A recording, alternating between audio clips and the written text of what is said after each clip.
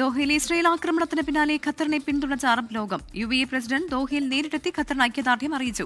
Saudi കിരീടാവകാശി Muhammad bin Salman നാളെ ഖത്തറിലെത്തും.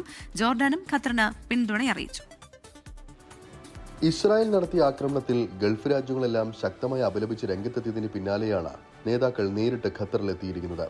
ഇന്ന് രാവിലെയാണ് UAE president Sheikh Mohammed bin Zayed Al Nahyan ഖത്തറിൽ എത്തിയത്. സൗഹൃദ സന്ദർശനമായിരുന്നുവെന്ന് UAE ഔദ്യോഗിക വാർത്താ ഏജൻസിയായ വാം അറിയിച്ചു. ഖത്തർ അമീർ വിമാനത്താവളത്തിൽ നേരിട്ടെത്തി UAE പ്രസിഡന്റിനെ സ്വീകരിച്ചു. UAE പ്രതിരോധ മന്ത്രി, ദേശീയ സുരക്ഷാ ഉപദേഷ്ടാവ്, UAE ആഭ്യന്തരമന്ത്രി തുടങ്ങിയവർ പ്രസിഡന്റിനൊപ്പം ഉണ്ടായിരുന്നു. സൗഹൃദ രാഷ്ട്രമായ ഖത്തറിനൊപ്പം പൂർണ്ണ ഹൃദയത്തോടെ നിലകൊള്ളുന്നുവെന്നും ഖത്തറിനെ ലക്ഷ്യമിട്ടുള്ള വഞ്ചനാപരമായ ഇസ്രായേൽ ആക്രമണത്തെ അപലപിക്കുന്നുവെന്നും ഇന്നലെ തന്നെ UAE വ്യക്തമാക്കിയിരുന്നു. അതോടൊപ്പം ജോർദാൻ കിരീടാവകാശി ഹുസൈനും ഖത്തറിലെത്തിയിട്ടുണ്ട്. നാളെ സൗദി കിരീടാവകാശി ഖത്തറിലെത്തും. അതിനിടെ ഇന്നലെ നടത്തിയ ആക്രമണത്തിൽ ഖത്തർ ആഭ്യന്തര സുരക്ഷാ സേനാംഗമടക്കം 2 പേർ കൊല്ലപ്പെട്ടിട്ടുണ്ട് എന്ന് ഖത്തർ ആഭ്യന്തര മന്ത്രാലയം അറിയിച്ചു.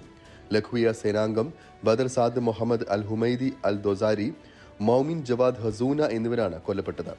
ലഖ്വിയയിൽ ലാൻസ് കോർപ്പലാണ് കൊല്ലപ്പെട്ട ബദർ സാദ് മുഹമ്മദ് അൽ ഹുമൈദി അൽ ദോസാരി. ആക്രമണശേഷം നടത്തിയ അന്വേഷണത്തിലാണ് 2 പേർ കൊല്ലപ്പെട്ടതായി വ്യക്തമായത് എന്ന് ഖത്തർ ആഭ്യന്തര മന്ത്രാലയം അറിയിച്ചു.